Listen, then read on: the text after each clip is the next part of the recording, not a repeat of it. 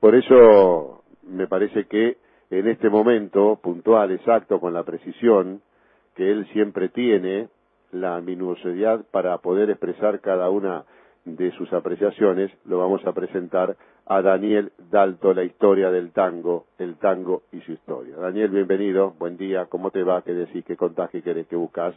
¿Cómo estás, Gustavo? Buen día. Hay una parte entrecortada en el final, pero Sí. bueno, espero que me estén escuchando bien, en principio. Sí, igualmente lo que yo dije al final no tiene ningún sentido, así que no te Bueno, perdiste absolutamente nada, dale. no me perdí nada entonces. Bueno, afectuoso saludo como siempre, a vos, a la audiencia y sobre todo para la tolerancia y la paciencia de querer escuchar estas historias que uno va rescatando de distintos historiadores, como ya también lo hemos mencionado en distintas oportunidades.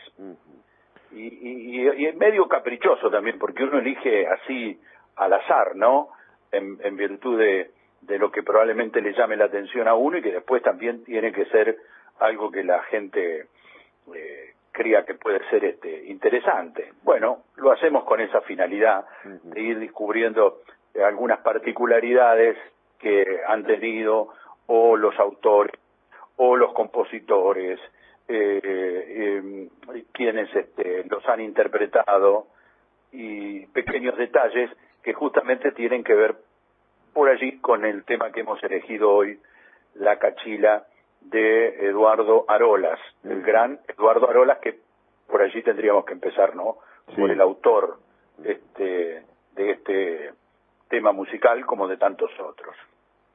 Sí, creo que a la gente le interesa porque hasta uno va aprendiendo, porque uno escucha un tango, le gusta, pero conocer la historia detrás de ese tango me parece que también enriquece el momento en que lo volvés a escuchar, Daniel.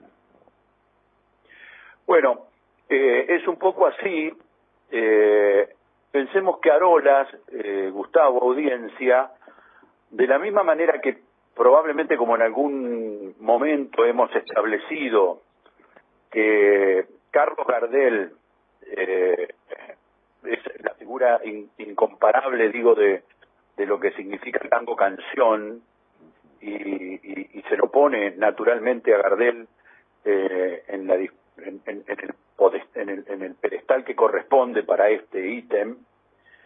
El otro excepcional, o uno de los excepcionales que podríamos estar mencionando, compositores de esa primera etapa vanguardista de nuestro acervo popular, de nuestro tango, es sin lugar a dudas Eduardo Arolas. Alguien que, pensemos, Gardel francés, arraigado bien porteño, Arolas bien porteño, pero con padres franceses. Sí. Y con la curiosidad de que vivió apenas 32 años.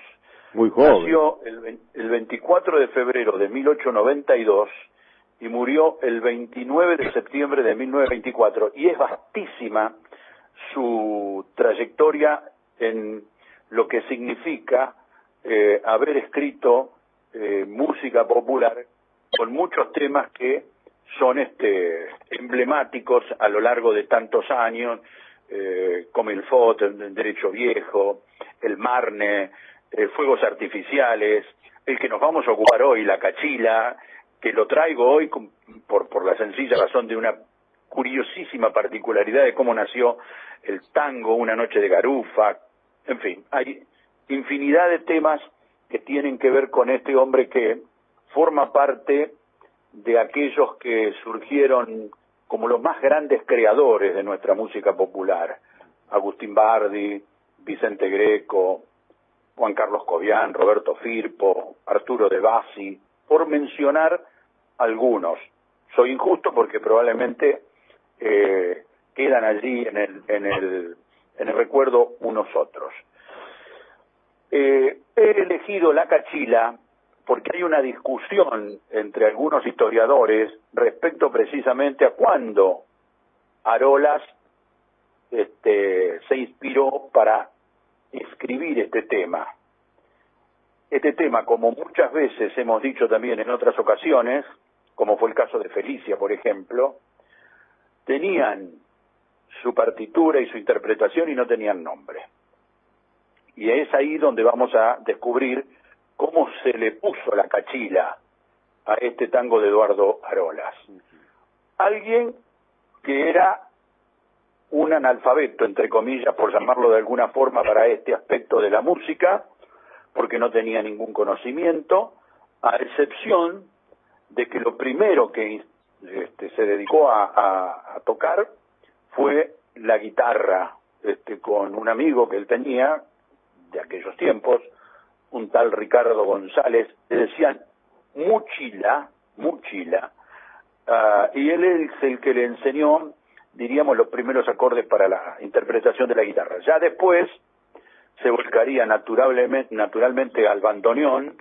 De hecho tenía el apodo del tigre del bandoneón, con un estudio que en 3 años él logró, a comienzos de 1900, profundizar y de esa manera poder esté porque yo digo que para estas cuestiones tienen que ver ya con algo que viene en ese espíritu que naturalmente traería, ¿no? Sí.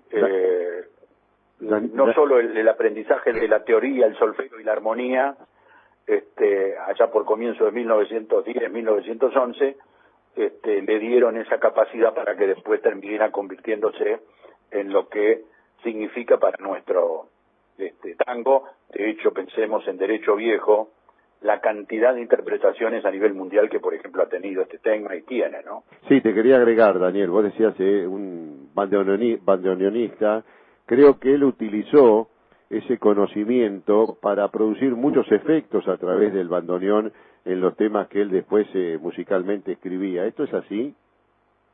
Sí, porque, bueno, cada uno le va imponiendo su estilo y su forma en las variables musicales, en la armonía y en la forma en que precisamente tenía que darle un encuadre a cada uno de los temas que él sentía, porque lo escribía y después naturalmente había que armonizarlo, eso había que compaginarlo, eso había que llevarlo al pentagrama, por decirlo de alguna manera. Por ejemplo, Una noche de garufa, que se escribió allá por 1908, 1909, él lo hizo intuitivamente, de oído. Entonces, como no sabía solfeo, y mucho menos esto que yo señalo, poder transcribirlo al pentagrama, el que primero lo orientó, el que primero lo ayudó para perpetuar este tema, fue nada más ni nada menos que Francisco Canaro, que hizo sus aportes con lo que significa la partitura del violín, y creo que el pianista era Carlos Macchi, sí, le dio el encuadre para la parte correspondiente al piano, y ahí se fue construyendo Una noche de garufa, por poner el ejemplo de su tremenda intuición, su oído, pero que no podía trasladarlo al pentagrama. Bien, hecha esta aclaración para confirmar lo que vos señalabas, vuelvo con este tema, la cachila, y el sentido de lo que los historiadores han ido buscando precisamente de Arolas a lo largo del tiempo, y muchos lo ubican a este tango en 1920, 1921, estrenado, dicen, en Montevideo, en uno de los tantos ambientes que Arola frecuentaba. Era mujeriego y alcohólico. Fíjense estas particularidades, ¿no? Eso lo llevó a la muerte. Dice el Instituto Nacional de Musicología, el historiador Carlos Vega, en la antología del tango rioplatense, que el tango es de 1921, algo que coincide con el historiador Héctor Hernier, que muchas veces hemos escuchado en Radio Rivadavia, exactamente, con Héctor Larrea. Otro historiador también muy reconocido, León Benarós, ubica el tango en 1921, pero acá hay una diferencia que para mí se constituye en sustancial y definitoria, porque Benarós cuenta una anécdota que lo contradice al propio Benarós. y que tiene que ver con el diálogo que él mantuvo con el gran violinista Rafael Tuegols, que dice, en un baile estaban interpretando este tema. Y Rafael Tuegols, en un momento, observando cómo los bailarines se desplazaban en un piso no de cemento, porque estamos trasladándonos a esos ambientes que yo estoy mencionando de pensiones, en donde no existían los salones extraordinarios de tanto lujo. Esta presentación casi de tipo casera, tipo de peña, se hizo sobre un piso de tierra, y allí Tuegols, en la interpretación, le comenta a Arolas la sensación que le transmitió un bailarín. Y entonces le dice, mirá el desplazamiento de fulano, se arrastra, parece una cachila. Y Arolas, en esa perspicacia que tienen los autores, los intérpretes, los creadores, el instinto, vaya a saber qué, le pareció simpática la observación del violinista Tuegols y toma como propio eso y le pone ese título porque el tango no lo tenía. ¿Y qué es la cachila? Y acá para muchos para mucha gente del campo probablemente lo conozca, lo tenga mucho más claro, ¿no? Seguro que lo conocen. La cachila es un pájaro de color parecido a la perdiz, y su plumaje es muy chiquito, su plumaje se confunde con el color de la tierra, y cuando se encuentra en peligro hace un vuelo rasante a ras de piso con distintos movimientos, haciendo creer que se encuentra herida. Bueno, esa definición de la cachila en el movimiento de ese bailarín le significó en la impronta de Tuegols que transmitiera la impresión que le había dado. Entonces, de esta manera, Arolas le pone a sugerencia circunstancial de su violinista el tango, el nombre La Cachila. Bien, así surgió el nombre, con esa espontaneidad.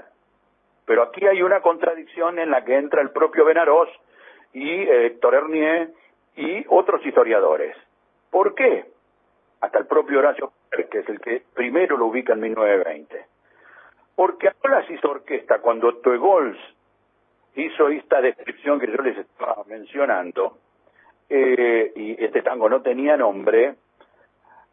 Tiene la particularidad de que Tuegols estuvo en la orquesta que formó Arolas entre 1912 y 1919. Por lo tanto, mal podría ser que el tango haya surgido como tal a posteriori, precisamente por el tiempo que estuvo el violinista Tuegols en la orquesta de Eduardo Arolas. Por lo tanto, me baso en lo que dice el historiador Ricardo García Ayala, y que estima que en 1917 Arolas lo escribió, y que en ese baile, en esas circunstancias, nace el nombre de La Cachila a sugerencia del violinista. Sí, Daniel, ¿sabes qué pasa? No, a veces según lo que buscan los historiadores, dónde van a establecer la información para determinar la investigación con la certeza, bueno, pueden tener distintas referentes y distintas referencias de cuándo, cómo y dónde, y a partir de ahí no siempre se coincide respecto a los informes de cada uno de los investigadores respecto a historias como la de este tango, la cachila. Creo que también le dicen cachirla en el campo a este pájaro que parece un gorrión, ¿no? Porque es pero muy pequeño y vuela a muy baja altura, casi al ras del piso. Así es. Bueno, en esta cuestión de detalles, tal vez las circunstancias haya surgido por el tema de la permanencia del violinista con la orquesta de Arolas. Claro. Y eso es lo que haya llevado precisamente en el detalle, que yo lo cuento por la particularidad que significa simplemente un dato anecdótico con respecto a la fecha de nacimiento del tango, y que tiene que ver un poco precisamente con la historia, en donde todos coinciden en lo que significa por qué tenía ese nombre. Quería señalarte que Osvaldo Fresedo lo tenía en su repertorio, una orquesta que me gusta mucho, y en algún momento podemos escuchar a Fresedo con Héctor Pacheco, por ejemplo. Sí. Bueno, Fresedo lo grabó 2 veces, este tango en 1927, otra en 1931, y hay una última grabación de Fresedo ya sobre finales de la década del 70, creo que 78, 79, cuando la orquesta ya sonaba mucho más pausada, mucho más romántica todavía, en la parte final, diríamos, de el gran músico Osvaldo Fresedo. En 1931 hicieron una grabación que quedó impregnada en la memoria de justamente muchos historiadores, de un grupo una orquesta típica que tampoco es muy conocida y que es la orquesta típica de los provincianos, con quienes tocaron grandes músicos y también estuvieron muchos afamados luego intérpretes. En la década del 40, ya metiéndonos en el furor de la época de nuestro tango, 2 versiones hay que son las que han sido para muchos insuperables. La de la orquesta de Carlos Di Sarli y la otra, la del maestro Osvaldo Pugliese. Ambos volvieron a grabar este tango allá por comienzos de los 50, y esas grabaciones de la década del 50 terminaron siendo mejores que las anteriores, que las versiones que habían sido grabadas originariamente. O sea, parecían los dueños del tango. Pues sí, la Cachila, ¿por qué no hay que escucharlo? Nosotros hoy lo vamos a escuchar por Pugliese, gracias al esfuerzo de Miguelo y la producción de Marquitos Cardoso. Pero bueno, vos decís, la Cachila, ¿por quién? Y Pugliese o Di Sarli. Hasta que en un momento sobre finales de esa década del 50 aparece nada más ni nada menos que Pichuco, Aníbal Troilo, porque en 1953 él estrena el sainete lírico de Cátulo Castillo y del propio Aníbal Troilo, El patio de la morocha, tan conocido y tan mencionado, y Troilo además actuaba allí haciendo un personaje que era nada más ni nada menos que interpretando al propio Arolas. Sí. Y él aparecía allí con un gran paquete entre sus manos, y él decía una frase simple cuando traía ese paquete: lo voy a desnudar, y no era otra cosa que un bandoneón. Y con él, justamente en esa obra, él empieza a interpretar la Cachila. Esto duró hasta que coexistió, sí, junto con la orquesta del propio Aníbal Troilo, allá hasta mediados de los 60. Daniel, 64, 65. Yo quiero agregar, porque después apareció, como los bandoneonistas modernos, Rodolfo Mederos, ¿no?, que de alguna manera retocó algunos tangos, reversionó algunos tangos, y él decía que por ciertas razones tuvo que reorquestar temas de Arola para una película, y él pensaba, decía, desde su ingenua adolescencia musical, que los temas de Arolas le parecían superados, que eran como que si el pasado no hubiese existido, y solo lo extravagante, lo que venía a cambiar, era desde Piazzolla en adelante, y él reconoce que ese fue uno de los grandes pecados que él y otros cometieron, porque dice ahora, cuando pienso que Arolas compuso la Cachila, allá por los años, él lo cita en el año 19 o 18, me parece de un vanguardismo atrevido para la época y mucho más noble, sin pretender descalificar a Piazzolla.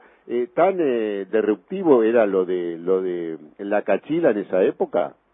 Sí, pero vos fijate que lo que describe Mederos, que esto que vos señalás, lo vi en un video hace poco, él haciendo esta expresión, esta autocrítica tan profunda, diríamos, para alguien que adoptó el estilo piazzolano, pero que es un bandoneonista extraordinario, y que justamente pone sobre la mesa esto que estamos charlando desde el comienzo, la importancia de lo que significa haber escrito esto a comienzos del siglo, y de alguien que con escasísimo conocimientos musicales,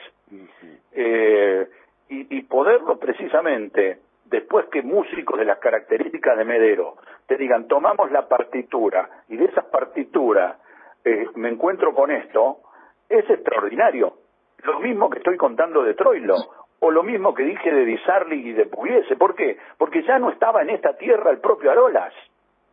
Claro. Entonces, quienes ellos hayan tomado, semejantes músicos, estas partituras, y hayan encontrado en esas partituras estas delicias que escribía Arolas, en el sentido del tanguero, bueno, es indudablemente extraordinario para la historia y para el acervo de nuestra música popular, ¿no? Esto me parece sensacional. Son los detalles que hacen precisamente a los grandes, y bueno, yo creo que Arolas está precisamente dentro de los grandes. La letra de este tango fue puesta muchos años después por el compositor Héctor Polito, que no es tan conocida la letra, ni tampoco sus intérpretes, porque yo, por lo menos a gusto personal también, lo siento como un gran instrumental, un gran instrumental. Me parece perfecto. Osvaldo Pugliese lo grabó y después decía que también lo hizo Carlos Di Sarli, ¿no? Versiones distintas, pero la del maestro Pugliese me parece que es para compartirla, ¿no? Esto es cuestión de gusto, y yo creo que el maestro Pugliese, insisto, lograron, como te señalaba, a comienzos de los 40 con Di Sarli, convertir en este tango, en hacerlo realmente mucho más extraordinario de lo que con el tiempo diría Mederos. Sí. Ahora, Troilo, que no graba este tango en versión completa, porque no incluye la última parte del tango, tiene 3 componentes, y es un arreglo que en su momento le hizo a Troilo otro gran bandoneonista argentino, Galván. Bueno, y ahí, en ese arreglo que le hizo Galván, se puede escuchar el fragmento que con Troilo a la cabeza, de una hermosa variación de bandoneones. Pero bueno, nosotros hoy queremos ponerlo a consideración de la audiencia de Radio Chascomús en la orquesta del maestro Osvaldo Pugliese, este tango que habría nacido en la inspiración de Arolas entre el 17 y el 18, y que bueno, lleva por nombre La Cachila. Daniel, vos sabés que Pugliese, en el ambiente del espectáculo, se transformó en algo de buena suerte. Dicen que ocurrió con un recital de Charly García, donde, bueno, el sonido no funcionaba, pusieron un disco de Pugliese y todo se reacomodó, y a partir de allí el Pugliese significa deseo de buena suerte, ¿no? Vos fijate cómo abundan las estampistas, claro. Bueno, en la mayoría de los estudios radiales, en distintos lugares, siempre hay una foto de Osvaldo Pugliese colgada. Es cierto eso. Bueno, Daniel, presentalo, yo te despido hasta la semana que viene. Bueno, lo dicho entonces, Gustavo, con el gusto de haber estado junto a ustedes en esta mañana de jueves en Radio Chascomús, con el agradecimiento a Miguelo y a Marcos Cardoso y por supuesto a vos, el saludo afectuoso a la audiencia, les propongo escuchar La Cachila en la orquesta de Osvaldo Pugliese.